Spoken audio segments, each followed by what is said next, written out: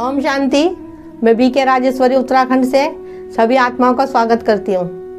देखो, आज ये बताऊंगी आप सबको कि अपने कर्मों का फल हमें यहीं भुगतना पड़ता है, तो क्यों ना हम अपने श्रेष्ठ कर्म करें। फिर चाहे हमारा कर्म अच्छा हो चाहे बुरा हो, उसको हम खुशी खुशी स्वीकार करें। अब देखो, जिसको सहना आ गया, हर दुख दर्द में जीना आ गया, सब कुछ सहना आ गया, उसको जीना आ गया, लेकिन वो संभव नहीं है जब तक हम ज्ञान नहीं लेंगे। हमें ज्ञान लेना पड़ेगा, हमें ज्ञान मार्ग पे चलना पड़ेगा। देखो, ज्ञान बिना हमें कोई समझ नहीं मिलेगी, ना हमें पता रहेगा ये सृष्टि चक्र क्या है, हम आत्माएं हैं, हम आत्माओं ने कितने जन्म लिए, हम आत्माएं पहले क्या थी और अब क्या हो गई हैं। देखो, इसके लिए तो हमें ज्ञान लेना पड़ेगा और ज्ञान को समझना पड़ेगा। अब देखो, अगर हमें ये सब चीजें पता चली, बाबा ने हमें बताया मुरलियों में, नहीं तो हमें तो यही नहीं पता था कि हम आत्मा हैं।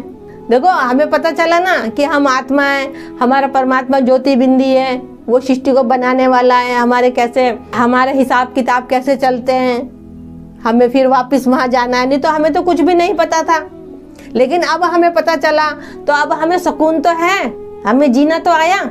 और जिन्हें ज्ञान ही नहीं तो वो परेशान है, ये मेरे साथ ही ऐसा क्यों, मुझे भगवान ने क्यों बनाया, मैं इस धरती पे क्यों आया, सामने वाला खुश क्यों है, मैं दुखी क्यों। मन में 100 तरह की बातें चलती है।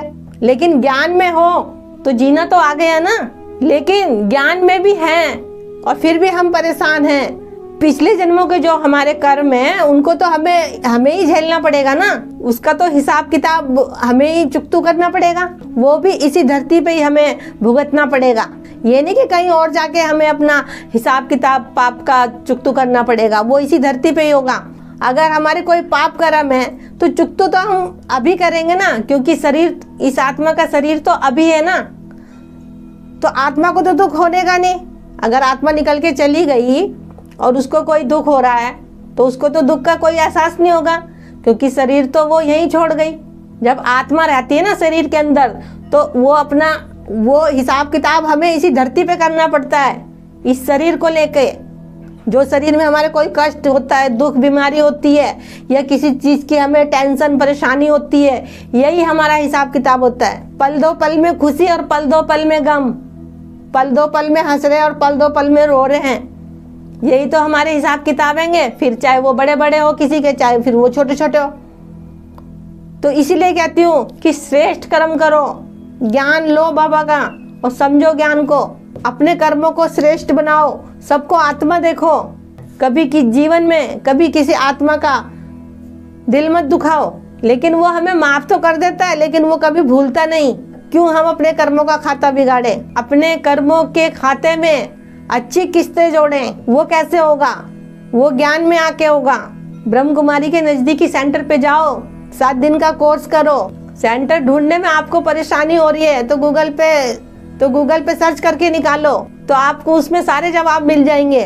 तो यही कहना चाहूंगी कि जो भी कर्म करो, बोलने से पहले 10 बारी सोचो, उस परमात्मा को याद करो, क्योंकि यही हमारे कर्म बनते जा रहे हैं। तो श्रेष्ठ कर्म करो, अच्छे कर्म करो, जिससे कि हमारा ये जीवन भी खुश रहे और आने वाला जीवन भी खुश रहे। जाते जाते आप सबको यही कहना चाहूंगी कि बहुत से बच्चे उलझ जाते हैं इसमें, इसको स्वीकार करना है खुशी खुशी, और यही कहूंगी कि श्रेष्ठ कर्म करो, सबको दुआएं दो, सबके लिए शुभकामनाएं, शुभ भावनाएं रखो। तो मेरा इस वीडियो को बनाने का यही उद्देश्य है, कर्मों का फल कोई बाद में नहीं मिलता, वो अभी ही मिलता है, इसी धरती पे मिलता है और इसी शरीर में मिलता है। जब तक आत्मा इस शरीर के अंदर है तो अपने जो बुरे कर्म है तो शरीर ही तो भोगेगी, चाहे वो फिर दुख में हो चाहे फिर वो बीमारी में हो। तो ठीक है, फिर चलती हूँ, कल फिर मिलूंगी कोई नए टॉपिक के साथ। जब तक के लिए ओम शांति, ओम शांति।